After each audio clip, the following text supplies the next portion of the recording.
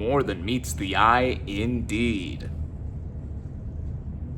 What is up, everybody? Random Random Man here, bringing you my review for Transformers 1 in one take. How fitting, given the title of this movie. I'm also doing a one-take video this time to get my thoughts out there after having just seen the movie this morning. I worked all this past weekend, and today was my day off for working yesterday, Sunday. So yeah, I decided to go out and see this thing, and now I'm bringing you my thoughts. So, this is a sci-fi action film, and it's the latest film based on the Transformers brand of toys. The bigger franchise as a whole has seen many movies before this, and going into it, I should probably preface this review by giving my thoughts on the Transformers as a whole. And as you can probably see from this side of the frame, I do like the Transformers. I was a bigger fan when I was younger, and going into the movies, the 1986 film, The Transformers, the movie, I honestly don't have that much recollection on, aside from the obvious traumatizing earlier moments that a lot of people who grew up with Transformers back in the 1980s were pretty scarred by. And really, I only became more aware of Transformers when I was a kid, back in the early 2000s when the Michael Bay live action movies were starting to come out. And 2007's Transformers, the first by him, I maintain to this day that it is a good movie. I mean, the visual effects and a lot of other stuff, for someone like myself who was 9-10 years old when I saw it for the first time, like, it was mind-blowing to see and such. And my favorite Transformer, if you couldn't tell, is Bumblebee. Here's this figure of Bumblebee that I got, I think, over a decade ago by now. Yeah, it's been a while. But yeah, first Transformers film, live action one, I do enjoy. Then the sequels, also directed by Michael Bay, yeah, they were really starting to dip going in quality and all that. The fourth film in particular, Age of Extinction, yeah, that one was the worst one I had seen by that point, and because of that movie, I tapped out and didn't even see the next movie that Bay did, the fifth one, The Last Night. Didn't matter anyway. I mean, the third and fourth films both made $1 billion each, but then with The Last Night, they really dropped off in terms of box office performance. So the franchise then got rebooted, and speaking of a night, a different night, Travis Knight would then go on and direct 2018's Bumblebee, which only came out the year after The Last Night. And as you can see, with me owning the steelbook of this film, look at that. This is a nice looking steelbook. I do enjoy this movie. I do think it's easily the best out of the live action films because it went for a more basic story. I mean, it was basically just E.T. / the Iron Giant. But honestly, with that and, you know, the human characters not being the most irritating this time around, I do like Haley Steinfeld quite a bit, and just how it went, you know, I quite enjoyed it. I really liked it. And then just last year, we got Transformers Rise of the Beasts, which was kind of sort of a standalone sequel or follow-up to Bumblebee. It really didn't make itself that clear. Also being a prequel to the Michael Bay movies, I guess. I don't know. The continuity, even with there only being so many movies in the series, is all over, I guess. But I didn't mind that film too much, although I haven't thought much about it since I saw it last year during the summer, so I guess that's a sign that the franchise was waning anyway, even with stuff like Bumblebee coming out and saving face for the franchise, even what Michael Bay had did to it prior. So now we have Transformers 1, and this is an animated film, all CG animated movie, the first theatrically released Transformers film since that 1986 animated film based off of the cartoon. And when I saw the trailers for it, I thought it had potential. I wasn't too excited for it. The voice cast did have me intrigued, and just the overall designs with it, and us actually being on Cybertron for the whole thing this time, not having been there in any film with the live action ones, at least not fully. I mean, we got a brief glimpse of it at the beginning of Bumblebee, and even the other Bay movies we got glimpses of. But in any sense, yeah, This one, with all the word of mouth it was getting early on too, it was getting like strong exit scores, strong reviews, reactions, all that kind of stuff. There were a few early screenings I could have gone to for this movie, but I missed. But now I finally got a chance to see it just after its opening weekend. And yeah, the basic premise is just the origin of the Transformers, how we get to see whoo.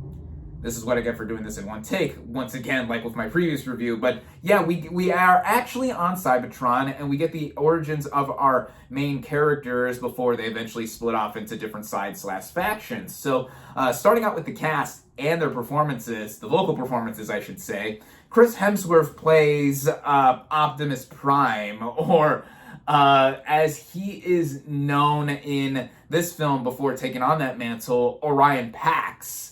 And, you know, one thing that threw people off initially was that Peter Cullen, who had been doing the voice of Optimus Prime since the cartoon decades ago, would not be returning for this role. But I think that with Hemsworth at first, yeah, I could tell that it was Chris Hemsworth trying to do a different vocal performance. But as the movie progressed, I think he more seamlessly fell into becoming the Optimus Prime that we know orally, and how he kind of basically takes up more of a leadership mantle kind of stature, because his character here is more so not careless, but he's really ambitious and he wants to go for it. He's very adventurous, and I think that's what a lot of people like about Optimus Prime, you know, on top of his poise and, you know, being the freedom is the right of all sentient beings. Worst impression ever, I apologize. But Hemsworth here I really liked. And then we have Brian Tyree Henry as Megatron, or as he is known here, B-16. And Brian Tyree Henry is an actor I quite enjoy, just seeing the roles that he's done over the years, recently getting an Oscar nomination a couple years ago, I think, for Causeway. And here playing Megatron, or who would be Megatron, the initial best bud to Optimus Prime. You see how he is someone who really wants to go by his way. But at first, it's by his way because he just wants to not be demoted or be down a peg, like with him in OP, or Optimus Prime, or Orion Pax. OP, actually, okay, that's clever. Okay, see what they did there. But anyway, he's very by the book in one sense, but then as the movie progresses too, when you see the growth of his character, him breaking away from OP, and then just getting a lot more bloodthirsty tendencies and him wanting to be his own kind of leader. I think seeing what Hemsworth and Henry do just together, their chemistry, I think is fantastic. I think how they express their own personalities and traits here gives a good solid groundwork in this being an origin story for the characters in this rendition of Transformers. Then we have other members of the voice cast here, like Scarlett Johansson as Alita 1, who is also a fellow worker with OP and B-16. Keegan-Michael Key voices B-127, or Bumblebee, and, you know, again, he's my favorite Transformer. At first, you know, he is yapping a lot. I mean, that's the joke with the character, too, addressed in the movie itself. Eventually, this character, of course, gets his voice box ripped out, so seeing or hearing him talk a lot, try to crack jokes and all that stuff, I thought fit the character, and, you know, Keegan-Michael Key, I always enjoy. Other members of the voice cast include John Hamm as Sentinel Prime, who is the leader of this part of Cybertron, and then Steve Buscemi voices Starscream, who is the leader of his own band of bots.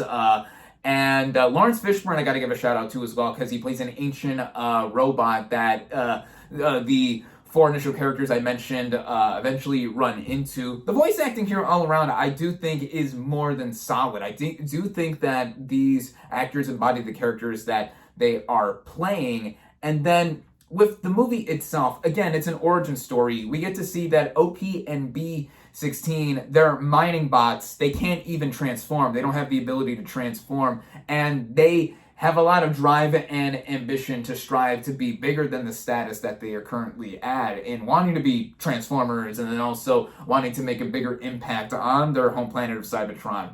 And one thing that this movie really does have in spades is the overall setting and world building, with seeing this planet, seeing this setting in all of its shiny, metallic kind of detailing, in animation form, no less here. I mean, animation is a medium, not a genre. So with this being only the second theatrically released Transformers movie to be fully animated, the first fully CG animated, I mean, there's a lot of potential that was now expressed from what I saw earlier that is here. Just with the designs, they skew more towards being reminiscent of the G1 original OG Transformers, and just how it is all veered together initially too. The directing of this film, Josh Cooley directs this movie, and previously he directed Toy Story 4. I think that was his feature directorial debut too, and I do have the Blu-ray for that as well behind me. I'm just too lazy to grab it and show. He won the Oscar for Best Animated Feature for it, and now this being his follow-up to it, oof, that was 5 years ago, Toy Story 4. Ooh, and we're gonna get 5 eventually. But anyway, I think what he does here, he initially sets it up and has visual direction in terms of the animation to where it's always moving. There's little moments, few moments where it skips a beat or lulls, and just has moments that are either constructive character growth for development or even seeing the action come into play. It's something that I think is always entertaining in the way it veers together. The writing I gotta mention too, because it's not Shakespeare. This is not Shakespearean levels of like a tragedy or just seeing these two main characters eventually break off and not be buds anymore. But I think it does have the most emotion of any Transformers movie that we've seen so far. This could also be said with it how it skews towards a younger audience. I mean, this is PG, the first one of these since, I think, the 1986 film to be PG, yeah. And it does skew to be more family friendly, but as the movie keeps going, as it keeps going across its 3 acts, I do think it gets more dramatic with how these characters are breaking apart or just growing into different directions, I should say. And when it does get to that 3rd act, I mean, I thought that was the best part of the entire movie, not just because of how everything comes to a head, but when we finally get to see the floor break down from these characters, it's like, wow, I actually felt the impact there. And it wasn't just me being invested in what was going on with the story and how the two main characters are trying to go after further greatness, running into other characters, also seeing how Cybertron is led all together. I thought that it really just veered together in such a strong way. And with me having mentioned that this movie's PG, it's interesting that there is a little bit of cursing here. I mean, nothing major. They do say hell and badass. I mean, Bumblebee says badassatron is what he wants to be known by. So I thought that was funny. The humor, you know, I think that it mostly worked. Nothing that I thought was ha-ha funny, but I thought it was amusing to see how it went along as it progressed there. And then the animation itself, I should be mentioning that all across this review.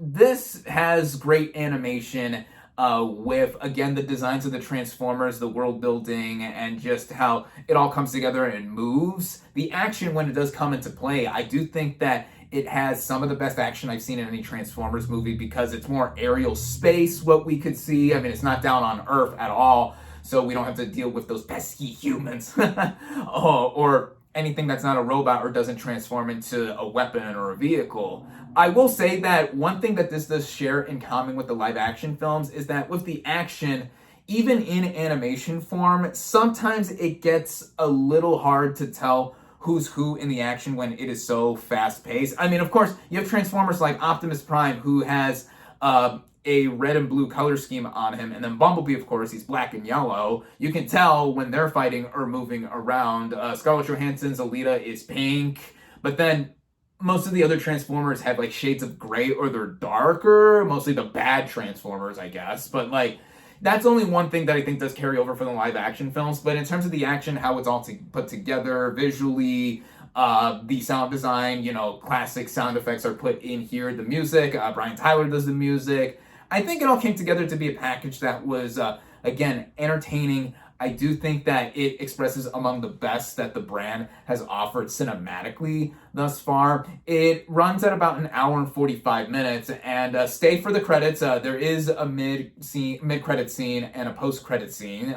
So fans of the franchise will be amused to see those. And just fans of the franchise altogether, whether you're a hardcore Transformers fan or by now, like me, you're a casual fan, you know, stemming off of childhood, I do think that there's quite a bit here to really take away from and just have a blast with because of how it comes together. It being easily the best story of any of these movies that we have gotten. it's nothing too highbrow, as I've said, but like for what it tries to do in it being a standalone movie, also fitting in with the largest Transformers canon, I do think that it had the most thought put into it, and that I think for a movie that is initially based on a brand or a franchise that were toys, then a cartoon, and then a bunch of other multimedia, that's something that I think shows that there is still passion behind this brand, even if audience interest is varying in terms of how people want to go see these movies or are interested in Transformers at all. I mean, apparently this movie opened at number 2, a very close number 2 behind Beetlejuice, which shows